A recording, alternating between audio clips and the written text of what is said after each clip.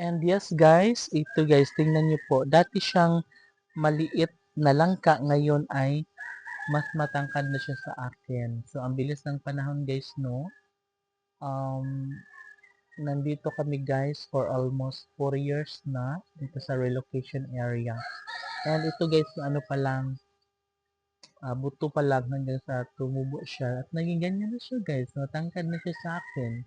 And sooner, after few years, ay magkaroon na rin siya ng bunga at makakain na rin natin ang bunga niyan soon. And feeling ko matamis naman siya guys, no? I love langka or jackfruit. Yes, masarap siya guys. Lalong-lalo na kapag ilagay mo siya sa ice candy, sa mga fruit salads, and etc. Sa mga ano guys, pwede siya sa mga suman din, no? Masarap ang suman na mayroong langka din. So, very masarap, very yummy. And ito guys, ay may bunga na pala yung saging dito guys. Oh. And ito naman guys, yung pakudo. I do not know kung anong pangalan nito sa inyo, ang pakudo.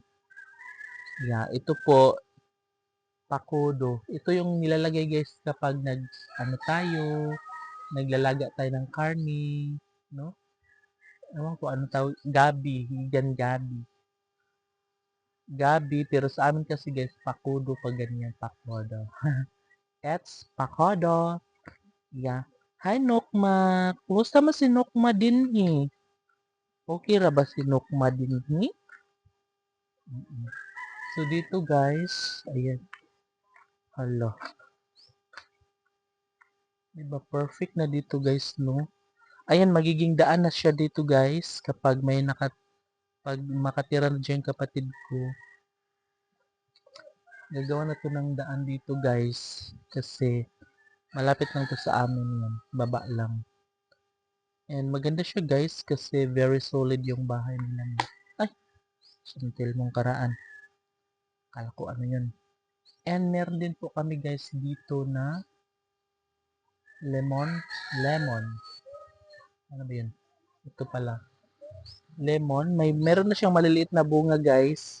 Maliliit na bunga meron na siya. Kasi ano siya, um, ang tawag niyan, yung, yung, inano bitaw, yung maliit lang siya na puno para magkaroon siya ng bunga. Hindi ko alam ang tawag mo. And, guys, maraming mga herbal plants dito sa amin. Katulad yan, oh.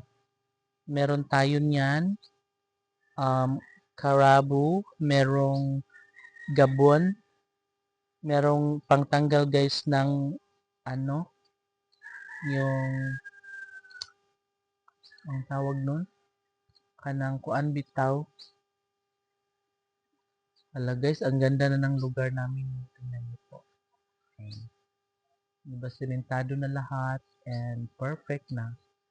Yung mga bahay na dito guys ay uulitin. I mean, uulitin siya pero matagal pa naman. Yun lang.